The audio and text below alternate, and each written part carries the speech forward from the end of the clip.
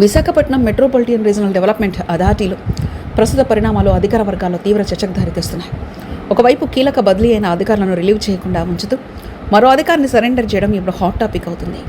Commissioner N Tej Bharat తీసుకుంటున్న నిర్ణయాలు ఇప్పుడు సంస్థలో చర్చనీయాంశం అవుతున్నాయి.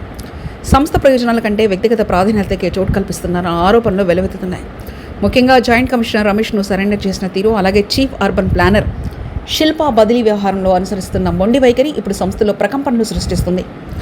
వీఎంఆర్డీఏ జాయింట్ కమిషనర్ రమేష్ను సోమవారం సరెండర్ చేయడం వెనుక కమిషన్ ఏకపక్ష నిర్ణయం ఉందనే విమర్శలు వినిపిస్తున్నాయి. విధుల్లో నిర్లక్ష్యం వహించారని, ఉన్నతాధికారుల ఆదేశాలను ధిక్కరించారని సాకులు చెప్తున్నప్పటికీ క్షేత్రస్థాయిలో పరిస్థితులు భిన్నంగా ఉన్నట్లు తెలుస్తుంది. నిర్ణీత పనివేళలను పాటించడం తప్పెలా అవుతుందని ప్రశ్నలు తలెత్తుతున్నాయి. కమిషనర్గా బాధ్యతలు చేపట్టిన నాటి నుంచి జాయింట్ కమిషనర్తో వివాదాల్లో చోటు చేసుకున్నట్లు గుసగుసలు వినిపిస్తున్నాయి. నిర్ణీత సమయం దాటిన తర్వాత వ్యక్తిగత కార్యకలాపాలకు వెళ్లడంపై కమిషనర్ సీరియస్ అవ్వడం ఏంటని అధికారులు అంతర్గతంగా చర్చించుకుంటున్నారు. సమయపాలన లేకుండా సెలవు రోజుల్లోనూ సమీక్షల పేరుతో గంటల తరబడి సమావేశాలు నిర్వహిస్తుండని ఇతర అధికారులు తప్పుపడుతున్నారు. చిన్న చిన్న అంశాలను సాకుగా భూతద్దంలో చూపించి ఆయనపై వేటు వేయడం కక్షపూరిత చర్యగా కనిపిస్తుందని పలువురు అభిప్రాయపడుతున్నారు.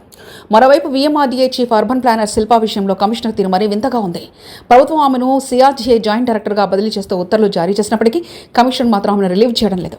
అసలు ప్రభుత్వం పంపిన ఆదేశాలను బేఖాతరు చేస్తూ ఆమెను ఇక్కడే ఉంచడం వెనక బలమైన కారణాలున్నాయనే ప్రచారం జరుగుతుంది. కొత్తగా రాబోయే సియూపీని సచివాలయంలో మంచి హోల్డ్లో ఉన్నట్లు సమాచారం. కొత్త అధికారి ఇక్కడికి వస్తే వీఎంఆర్డీలో జరుగుతున్న అంతర్గత వ్యవహారాలు, ప్లానింగ్ విభాగంలో జరుగుతున్న లావాదేవీలు ప్రభుత్వం పై స్థాయి పెద్దలకు తెలిసిపోతుందనే భయం కమిషనర్ను వెంటాడుతుందని గుసగుసలు వినిపిస్తున్నాయి. శిల్ప తన వద్దే ఉంటే తనకు అనుకూలంగా పనులు జరుగుతాయనే భావనతో ఆమెను రిలీవ్ చేయకుండా అడ్డుకుంటున్నారని తెలుస్తుంది.